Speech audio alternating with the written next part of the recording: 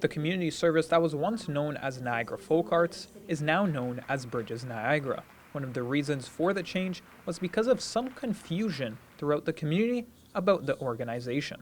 We are symbolizing bridges, which is a connector. So we want to make sure that we connect not only our past with our future as an organization. So we want to reflect that, the folk arts will continue to be a festival, but Bridges Niagara will be the operating name for supporting immigrants and refugees.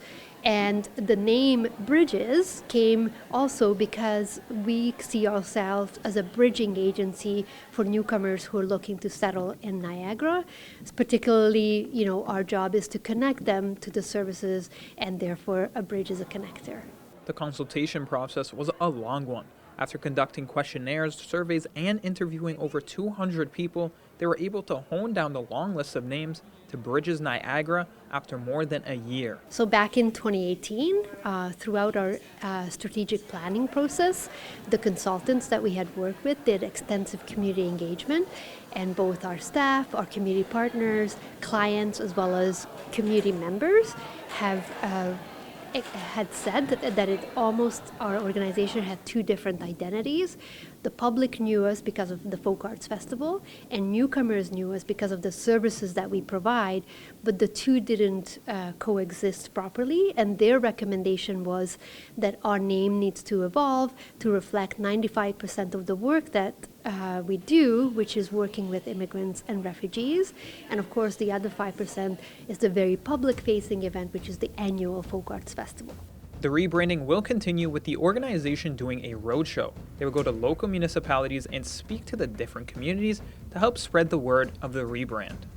I don't know if we're going to go onto a bus yet, but it's going to be on all of our letterhead, all of our correspondence going forward electronically, business cards and so forth. And it'll take a while, even for the staff. We are speaking with a lot of them today.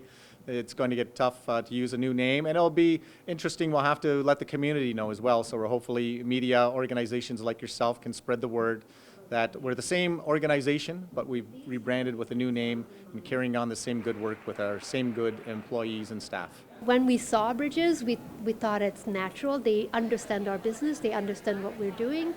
Our biggest fear was that we didn't want to compete. There's a Bridges Community Health Center in Fort Erie, and we wanted to be cognizant of how we explain and articulate how we're different from them. So that's where Bridges Niagara came from, and then under that, the logo of Immigrant and Refugee Services, so that it's distinctly telling our story. The complete rebrand of Bridges Niagara will take about a year to implement. Their new website, bridgesniagara.ca, is just one of the ways that you can find out about this vital community service. In St. Catharines, for The Source, I'm Kyle Matad.